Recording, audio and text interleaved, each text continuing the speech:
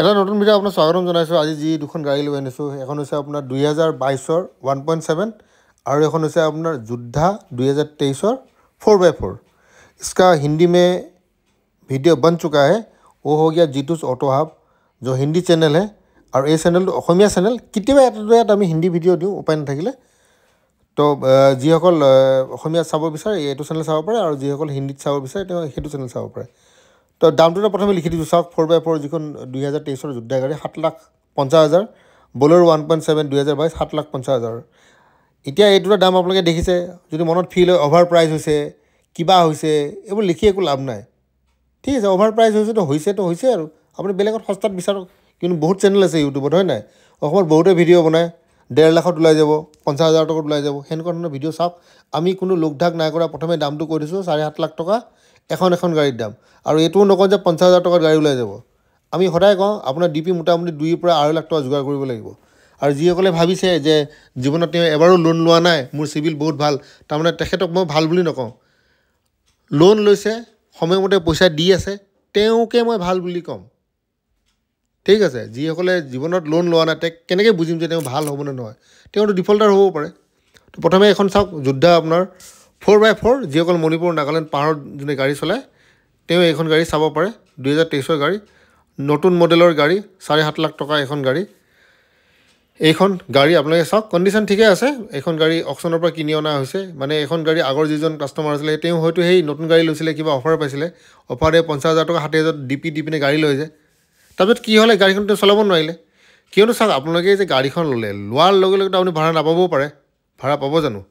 তো আপোনালোকে এটলিষ্ট নিজৰ বেংকত 4টামান কিস্তি থৈ দিব। কিন্তু আপোনাৰ 2-3 মাহতো আপুনি একো ইনকাম নকৰিবও পাৰে। তেতিয়া কি হ'ব? আপুনি গাড়ীখন টানি লৈ যাব। তো পইচা থাকিলেহে গাড়ীত আপুনি মাথা মাৰিব।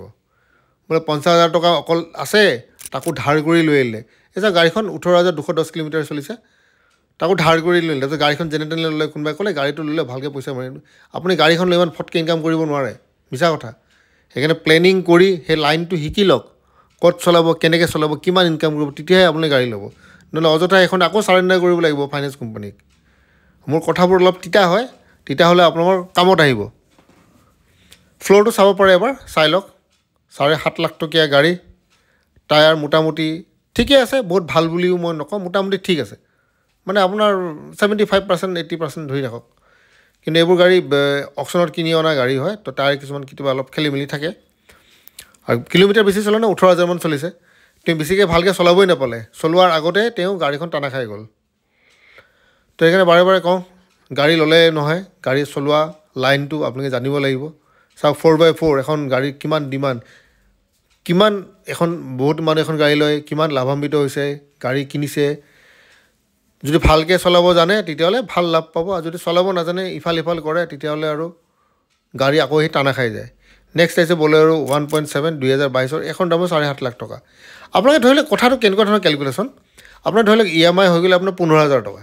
ঠিক আছে, ধৰি লওক 15,000 টকা, আপুনি ইনকাম কৰে ধৰি লওক 40,000 টকা, হাতত কিমান থাকিল? 25,000 টকা। এই 25,000 হাতত থাকিল, 15,000 টকা EMI। এই 25,000 টকাৰ ভিতৰত যদি আপুনি 10,000 টকা যদি কিবা নিচাযুক্ত বস্তু খায়, তেতিয়া আপোনাৰতো আৰু কেনেকৈ চলিব? আপোনাৰ সেই নিচাযুক্ত বস্তু খোৱাৰ পিছত আপোনাৰ হাতত পইচা নাথাকিব, কিন্তু ঘৰো চলাব লাগিব আপোনাৰ।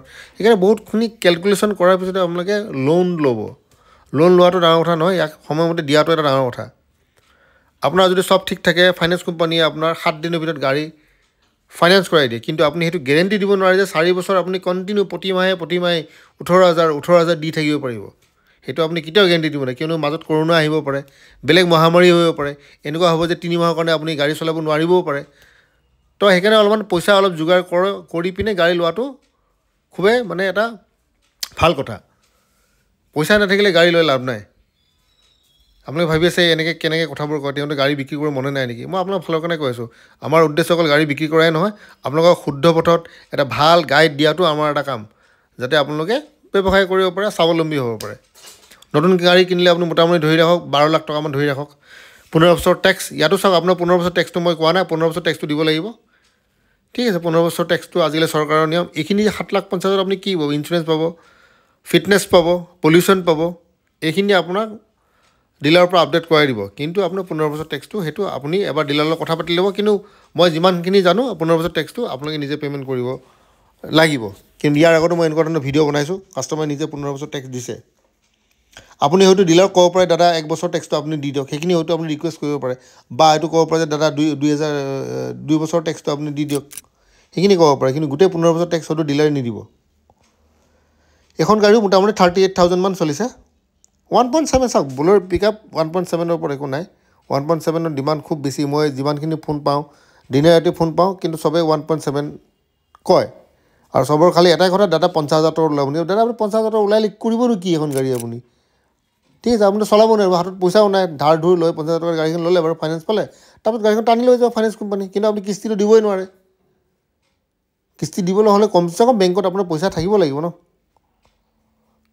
নহয় দাদা মই দিন ৰাতি খাটনি কৰি পিনে পইচা উলিয়াই পিনে কেতিয়াও নোৱাৰে, নহ'লে ইমানবোৰ গাড়ী কেতিয়াও টানা নগ'লহেঁতেন। কিমান গাড়ী টানে? প্ৰতি বছৰে 1000খন গাড়ী ফাণ্ডিং হয়, তাৰে মতে 200-300 গাড়ী টানা যায়। তো দুখন গাড়ী আৰু এবাৰ কৈ দিছোঁ, 7.5 লাখ টকা এখনত। দুখন গাড়ীয়ে ভালেই গাড়ী, বেয়া নহয়। এতিয়া কোনোবা যদি ফটো বিচাৰে মই ফটো নিদিওঁ, কিয় নিদিওঁ? তেওঁ বেলেগ এটা অংক কৰে বেলেগৰ লগত।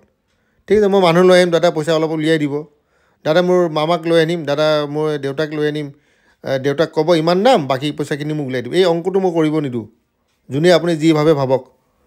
তো গাড়ী আছে গুৱাহাটীত, আপোনালোকে আহিব, আৰু ডিছক্লেইমাৰ লিখা আছে, আমি কোনো গাড়ীত গেৰেণ্টি নিদিওঁ।